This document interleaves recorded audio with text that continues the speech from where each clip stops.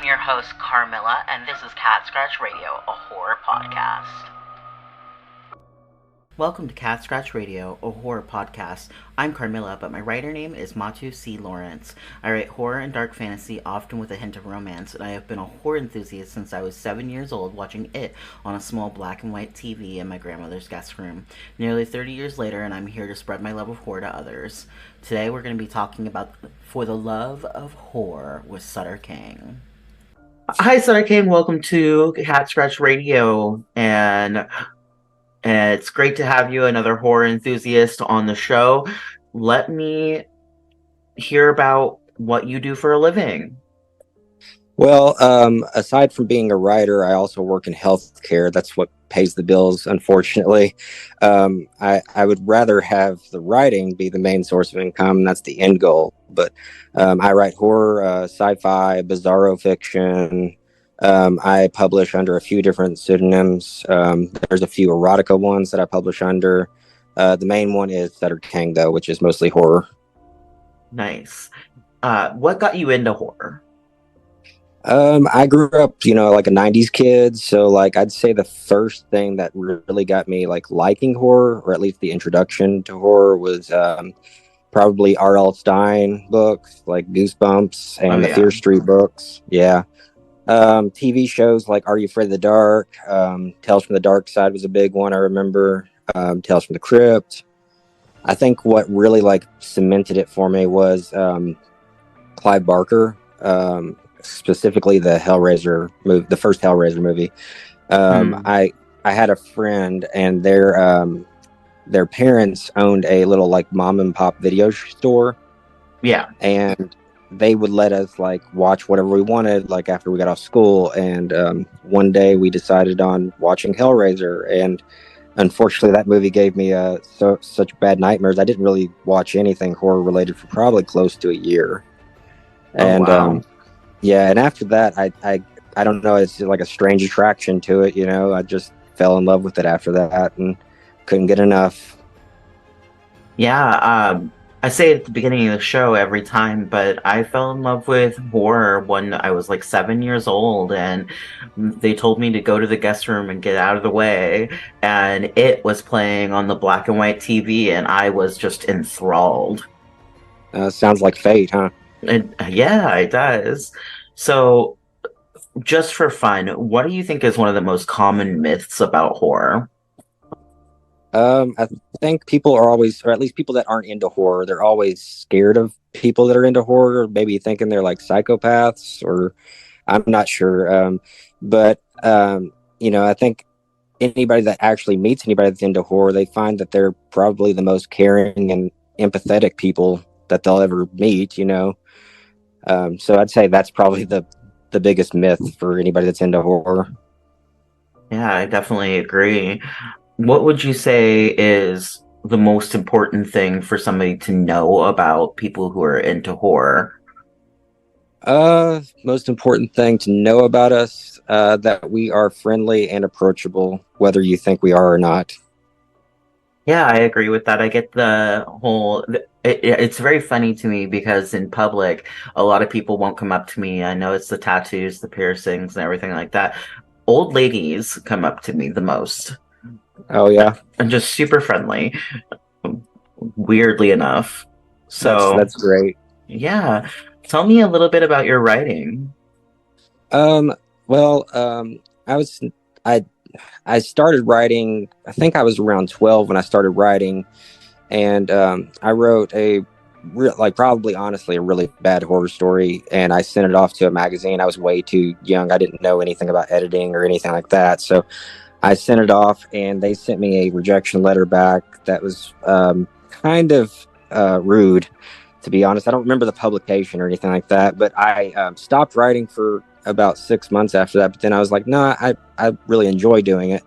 So I continued to do it and just kind of kept it to myself until at least I think I was 23 when I finally got, the courage to submit again. I believe the first magazine I sent it to that time was Lovecraft Easing. I got a rejection letter, much kinder that time, and just continued submitting after that. I've published under S. Clay, and under Bradley Smith, and there's a few other names. I couldn't stick with a name for a while, and then I sent a short story to, I want to say his name was Justin. He used to run Happy Kittens publications, and he really liked my story. And at that time where I was working, I couldn't use my actual name. I had to have a pseudonym because my employer, if they found out that I wrote horror, they might have terminated my job. So Oh, I wow. yeah, I decided on Sutter Kang because it combined two things I really love. In the Mouth of Madness is one of my favorite horror movies. It's just got everything I look for in a horror movie. So that's the Sutter part and sort of the Kang part. The Kang part's also from The Simpsons, which I think encompasses a lot of my personality because I like The Simpsons and their jokes and stuff. So, yeah. So that's my writing in a nutshell. Well, you answered one of my questions, what your favorite horror movie is. I ask everybody that. Yeah. Um, so instead, how do you think your parents would describe what you do? My parents probably, my mother especially, she really loves horror and stuff. So she would probably describe it as like a dream fulfilled. And she has bought, I think, every book that I've written and published. So she's a major supporter.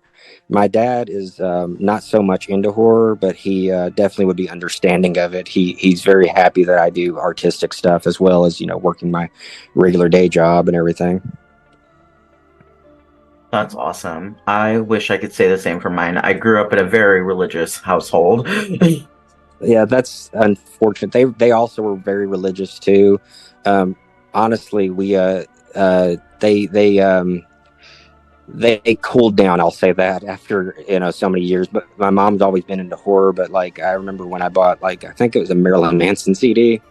I bought I think The Last Tour on Earth or something like that, and she saw it and she was like, that kind of stuff will send you to hell. And I was like, oh well, it's good music at least. I mean, At least hell will be filled with good music.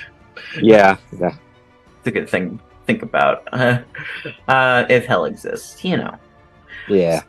So I have to ask, what's your favorite holiday? Halloween, but I haven't really celebrated Halloween in years. It's more like every day is Halloween to me now, if Yeah, that makes any definitely. sense. It does. Yeah, like my whole house is just filled with like different Halloween sort of things. Like I've got action figures everywhere. I live alone, so I don't have anybody that's going to be like, "Whoa, we can't have guests over and have a gigantic, skull hanging out." One of my goals this year was to get the I think it was like 7 foot tall Mars Attacks Martian. Oh, Unfortunately, I wow. didn't. Yeah, I didn't get to get that, but one year I'm going to get something like that, and it'll probably become a permanent decoration outside the house. I love that for you. Yeah. So, what do you think got you into writing horror?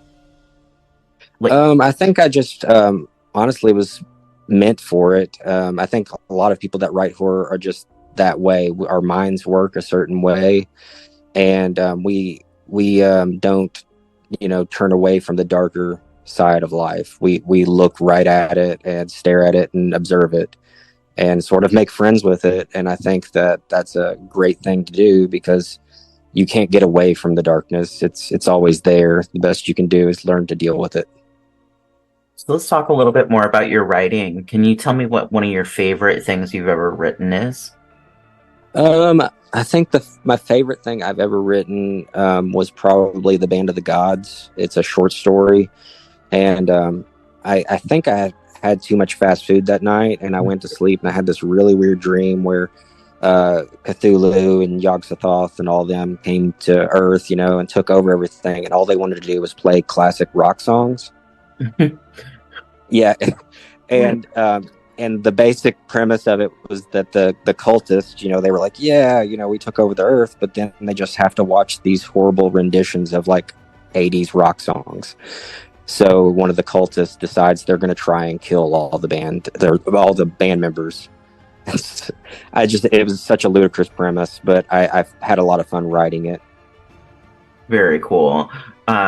So let's get a little more, whimsical here. What do you think the world of horror is going to look like in the next 5 years? In the next 5 years, I don't think much will change. I think that you'll see a lot more people publishing by themselves as opposed to through any kind of independent or major publishers. I've noticed that the genre is growing independently. That's a Hmm. good thing and a bad thing. I think it's a good thing because people, work independently and they don't have to rely on others to publish their stuff. But at the same time, I think where you're not going through traditional publishers or independent publishers, you're losing a sense of companionship and stuff like that. But I think it'll be replaced by people meeting at conventions and just in general, like podcasts and Hmm. stuff like that. So I don't think it's going to be anything bad. I think it'll just expand in that way. How do you feel about the how horror films have been the last few years, let's say? Last few years, I feel like there's been a resurgence in a lot of good horror movies. I can't really think of a lot right now. My mind's kind of shot. I last saw the Five Nights at Freddy's movie. Mhm. It was good. Definitely for a younger generation, though. I'm kind of older, and I didn't quite get a lot of the references, but my nephew loved it. So like he was like having a ball watching it, and I was having fun just hanging out with him and him having fun. I think the last movie I saw that was really good was that Smile movie. Oh yeah, that Um, was a good one. yeah, it was pretty good. Like for a low budget, very Hmm. terrifying, a lot of mood, atmosphere. And I think there's a lot of things coming out that look promising. I mean, I think Thanksgiving just came out today. That It looks pretty did. good. Yeah, I want to go see that. There is another movie that just came out called It's a Wonderful Knife. Oh That looked really? promising. Yeah, it looked promising. It's a Christmas horror film. I think it's supposed to be a play on "It's a Wonderful Life." I haven't Hmm. read or watched any previews. I prefer not to before I go see a movie. I kind of like to be surprised by it. Hmm. So I'm assuming it's something to do with someone reliving. Like like they make a wish and have to do something. I'm not sure, but it looks good. I think my favorite movie that came out recently was actually Totally Killer. Have you seen that one? I haven't. It's on Prime Video if you have that. It was really good. It's like Back to the Future and Friday the 13th had a baby. Oh, that's cool. I'll have to Yeah. check that out. Yeah, it's pretty neat. So, if you got paid to write a book and they were just like, I need you to write a book in a month, what would you write about? Well, if they were paying me to write it in a month, it's whatever they would want it to write about. My mind tends to work in whatever like situation I put it in. So, if I had the choice, I would write probably the most insane splatterpunk novel right now because I've been on a big splatterpunk kick. So I would try to combine all the elements I like about that, just the ultra violence with the social messages and stuff like that. Mm. What is your favorite genre in horror? Oh, man. Um, there's too many to choose from on that one. Um, at the moment, I'm gonna have to go splatterpunk, Hmm. but it might change. I like all different genres. I like cosmic horror. I like splatterpunk. I like literary horror. I like everything. Yeah, I'm big into psychological horror. That's one of my favorites. Yeah, yeah, me too.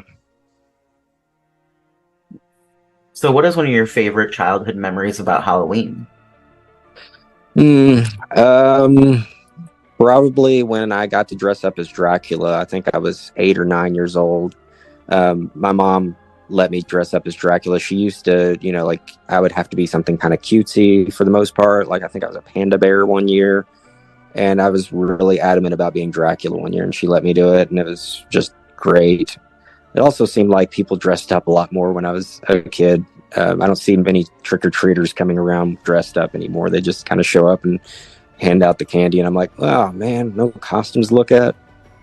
Yeah, I've noticed that too. I've noticed ever since, especially COVID-19, the quarantine and everything, it seems that Halloween itself has kind of dwindled down to just trunk or treats and stuff like that. Yeah, I think that's what killed it was COVID. I mean, it killed a lot of things. It killed a lot of theaters and a lot of different things. Mm-hmm. So, what was your favorite holiday movie growing up? Favorite holiday movie, probably Hocus Pocus, and I think that's still probably one of my favorite holiday movies. I Excellent watch it every choice. year. Yeah.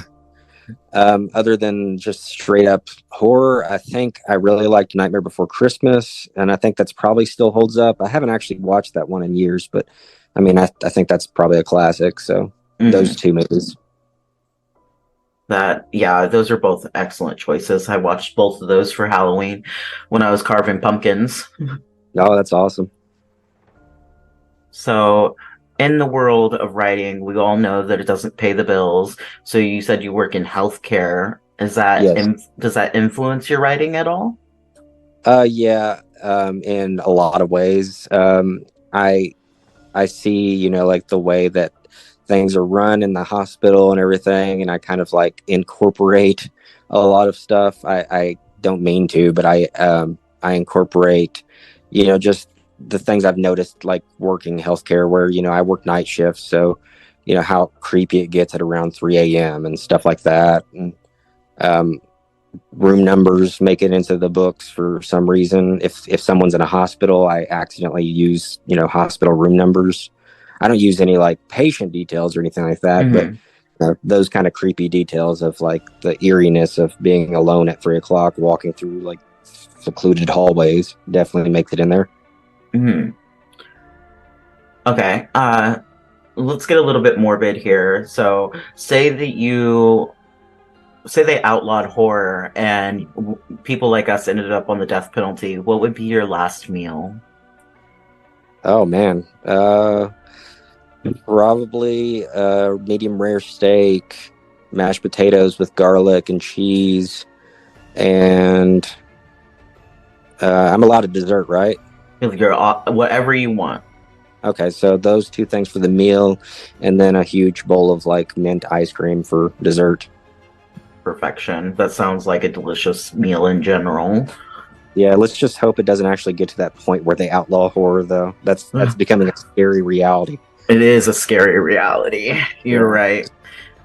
There is a lot of people who want to ban books and ban movies and stuff like that because they might be a little too scary for somebody who shouldn't have been introduced to it in the first place. That's unfortunate because I think that people that get introduced to those kind of things end up being the people that write those things. Maybe that's why they're afraid of it. That's very true. So if you could have coffee with one figure from the horror industry, who would it be? Alive or dead? Alive or dead? Okay. I'm gonna have to go Jack Ketchum. He seemed like a really great guy. He wrote like crazy. I mean, his books still hold up to me as exemplary works of horror fiction. And he just seemed like a genuine guy. He really liked cats. I really like cats and animals just in general. So I think we would have gotten along. I think that people who like cats tend to be really good people, just in general. I mean, nothing against people who are like huge dog lovers, but something about people who just like cats. They just seem to be more chill. Yeah, I used to have a cat. I named him Warwick Davis after the actor. He was a Munchkin cat, and he also had can't remember what it's called, where you have the extra toes. Oh, Um, I've got a cat with extra toes. yeah, he was the sweetest cat. Unfortunately, he passed a couple years ago. Oh, that's unfortunate. I'm sorry about that. That's okay. That's life. So, for your writing, what's the best compliment you've ever gotten? The best compliment I've gotten is, the usual like your book was great, those kind of things. I think my favorite though was someone actually somehow found my email address and they sent me a long email about how they could tell that I was a psychopath. So um, that one was pretty entertaining. I sent them back a nice email that no, I'm not really that crazy. I'm sorry you think that, but uh, I guess I just wrote that story that well. That the story that they I had read was Strange Love.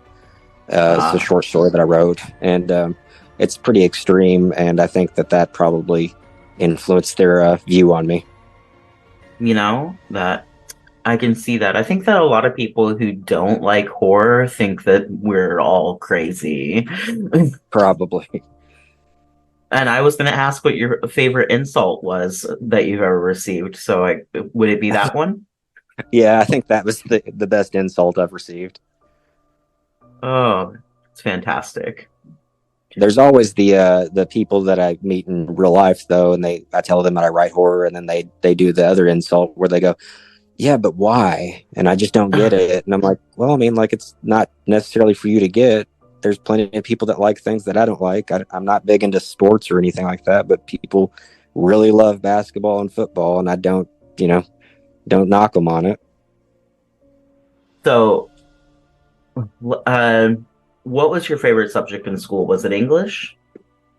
Favorite subject in school, in high school, probably English. Once I got to college, I think psychology took the the prize for my favorite class. I also really enjoyed. I played music a lot, so I enjoyed anything that was music related. Oh yeah, that makes sense. So Yeah, I think that a lot of horror people really like music in general. Are you a metalhead too, or do you have a specific genre of music you listen to? I'd say metal is probably the one that I've listened to the most, but I listen to pretty much everything. I really like Merciful Fate, King Diamond. Um, a lot of classic metal. I haven't really listened to much new music in years. I do have a huge collection of movie soundtracks, though, on vinyl, so that's one of my prized possessions. Interestingly enough, I have video game soundtracks on vinyl.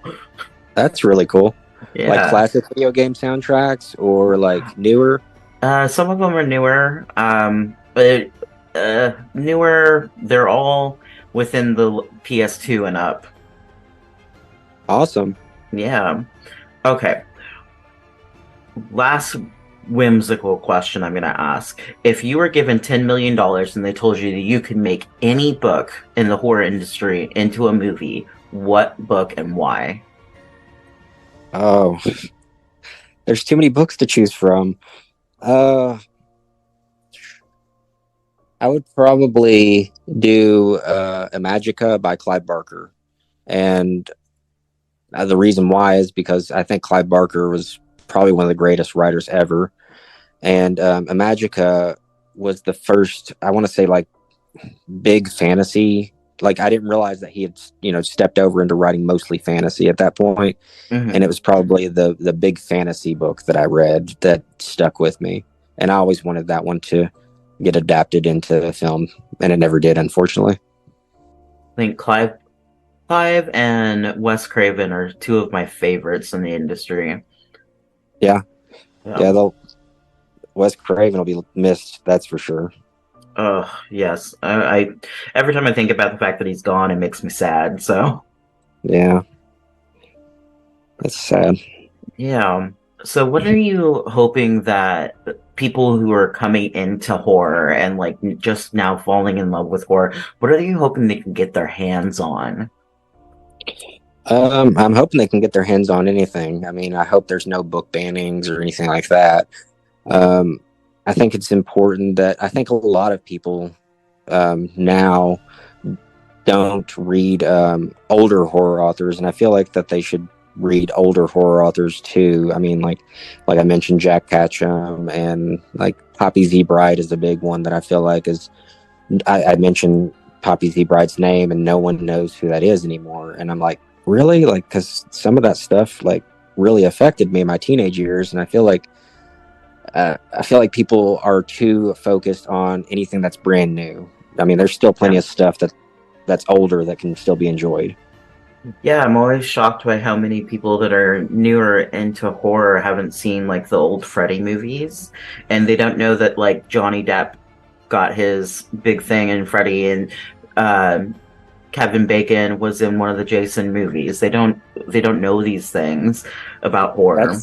That's insane to me. I didn't know that one. I figured that film would always be like something that people would go back and watch. It never occurred to me that people wouldn't know about Freddy films and stuff.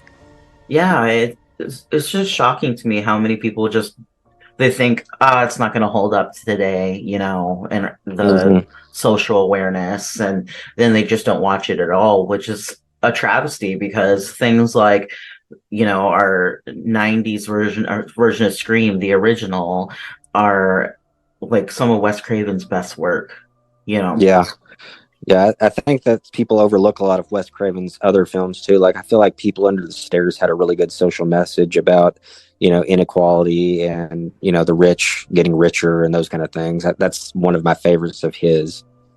I think my least favorite of his is The Hills Have Eyes, and that's because it terrifies me. Oh yeah. I, I I think my But least favorite of his would probably be the Deadly Friend movie, but it's still a good one. It's very cheesy, but it's still good. I think he came out with a lot of really good movies, and he was able to work on such a low budget. But he just did horror in such a like the Freddy movies. The horror was very camp and very just like out of like the fountains of blood and everything like that. I really, really love it, but it's still terrifying because you think about Freddy Krueger and think, man, that's a really horrifying concept. It is. I remember when I was a kid, I watched that first Freddy movie by accident. My dad used to record TV show movies and stuff, Hmm. and one of them was Nightmare on Elm Street, and it was the after like all the other movies had ended, and I just was like, "What's at the end of this tape?" So I, stupidly continued to watch it, and it got to the scene where he, stretches his arms out and blocks the whole alleyway. And I remember I turned it off, and I was like, I'll have to watch that some other time. It's, too late. Yeah, I think you'd be really interested in this show on Netflix called The Movies That Made Us. They Yeah, I've have, seen that. It's great. yeah, it's fantastic.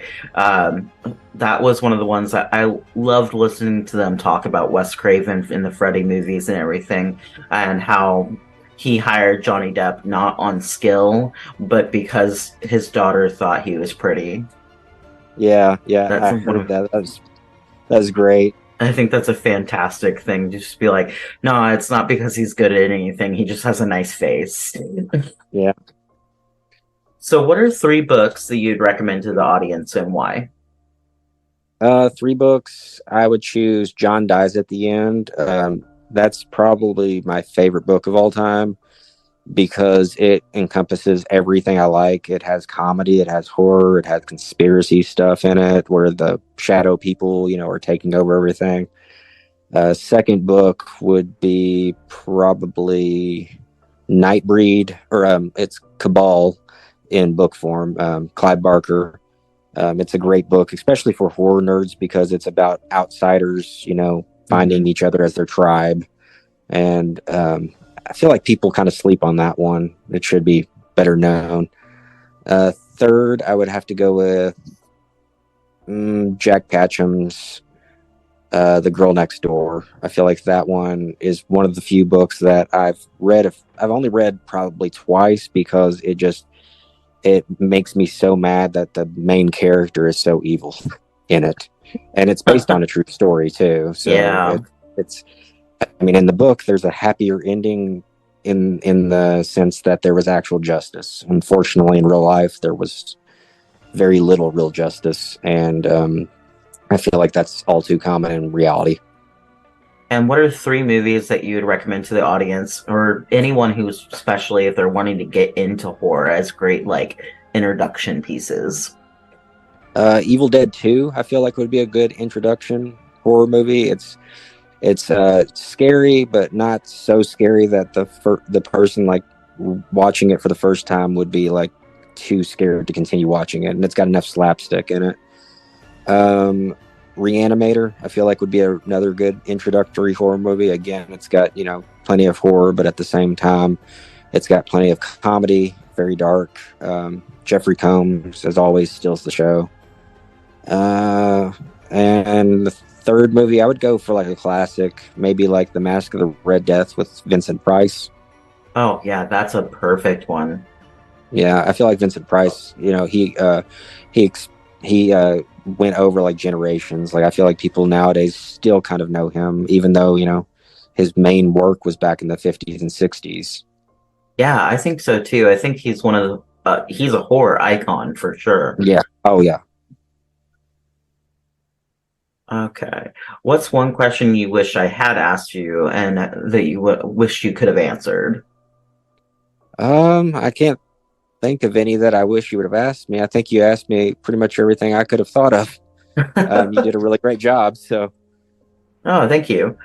All right. So that being said, where can my listeners find you online? I'm on Facebook. I have a TikTok channel, but I haven't actually done anything on it for a while. I usually read short horror stories on there. And then my books are all on Amazon if they want to purchase any books. Oh, that's great. Which book should I start with?